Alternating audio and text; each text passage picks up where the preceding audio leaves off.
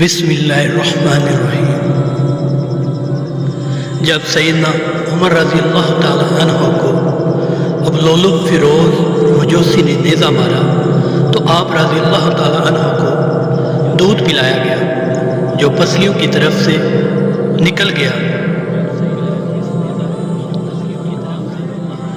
طبیب نے کہا، اے امیر المومنین، وصیت کر دیجئے، اس لیے کہ آپ مزید زندہ نہیں رہ سکتے۔ سیدنا عمر رضی اللہ تعالیٰ عنہ اپنے بیٹے عبداللہ کو بلایا اور کہا، میرے پاس حذیفہ بن یمان کو لاؤ۔ حذیفہ بن یمان وہ صحابی تھے جن کو رسول اللہ علیہ وسلم نے منافقین کے ناموں کی لسٹ بتائی تھی، جس کو اللہ کے رسول اور حذیفہ کے علاوہ کوئی نہ جانتا تھا۔ حذیفہ رضی اللہ تعالیٰ عنہ حاضر ہوئے تو امیر المومنین سیدنا عمر رضی اللہ تعالیٰ عنہ گویا ہوا، جبکہ خون آپ کی پسلیوں سے رس رہا تھا۔ حذیفہ، میں تجھے اللہ کی قسم دیتا ہوں، کیا رسول اللہ علیہ وسلم نے میرا نام منافقین میں لیا ہے کہ نہیں؟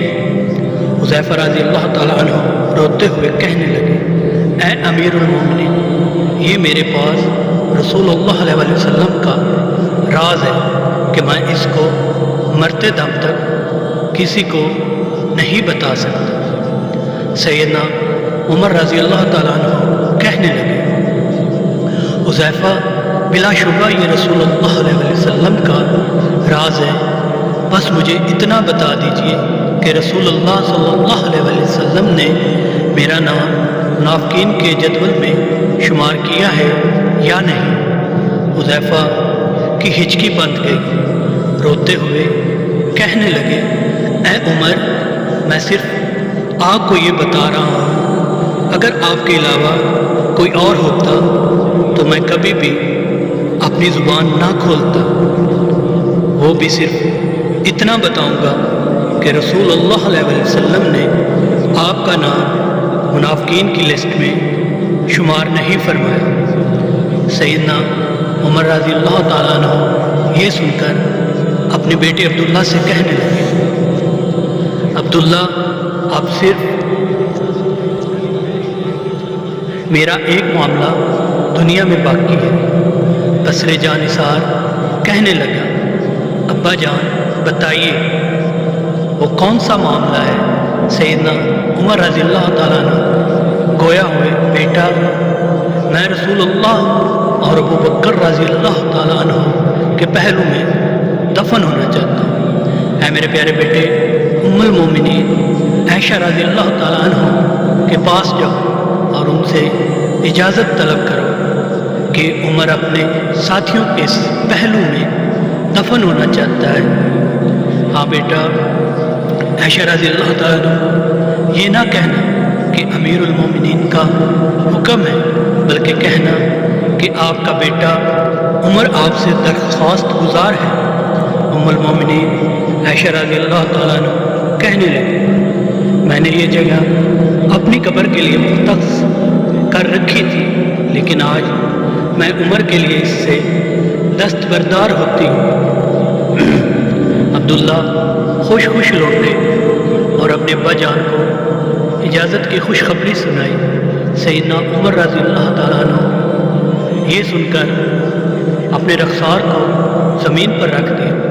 آداب فرزندی سے معمور بیٹا آگے بڑھا اور باپ کے چہرے کو اپنی گود میں رکھ لیا۔ باپ نے بیٹے کی طرف دیکھا اور کہا، اس پیشانی کو زمین سے کیوں اٹھایا؟ اس چہرے کو زمین پر واپس رکھ دو، ہلاکت ہوگی عمر کے لیے اگر اس کے رب نے اس کو قیامت کے دن معاف نہ کیا۔ سیدنا عمر رضی اللہ تعالیٰ عنہ بیٹے عبداللہ کو یہ وصیت کر کے اس دار فانی سے کوچ کر گئے، جب میرے جنازے کو اٹھایا جائے اور مسجد نبوی میں میرا جنازہ پڑھایا جائے تو حذیفہ پر نظر رکھنا، کیونکہ اس نے وعدہ توڑنے میں تو شاید میرا حیا کیا ہو، لیکن دھیان رکھنا وہ میرا جنازہ بھی پڑھتا ہے یا نہیں؟ اگر تو حذیفہ میرا جنازہ پڑھے تو میری میت کو رسول اللہ علیہ وسلم کے گھر کی طرف لے کر جانا اور دروازے پہ کھڑے ہو کر کہنا، یا ام المومنین، اے مومنوں کی ماں، آپ کے بیٹے عمر کا جسد خاکی آیا۔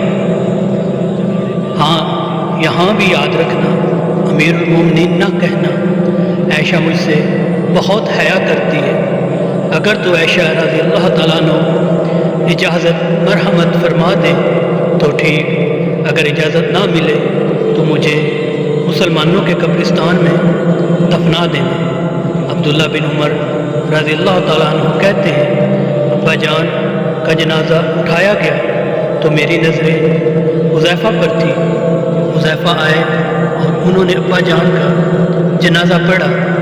میں یہ دیکھ کر خوش ہو گیا اور ابا جان کی میت کو حضرت عائشہ رضی اللہ تعالیٰ عنہ کے گھر کی طرف لے کر چلے، جہاں ابا جان کے دونوں ساتھی آرام فرما تھے۔ دروازے پر کھڑے ہو کر میں نے کہا، اماں جان، آپ کا بیٹا عمر دروازے پر کھڑا ہے، کیا آپ اس کو دفن کی اجازت دیتی ہیں؟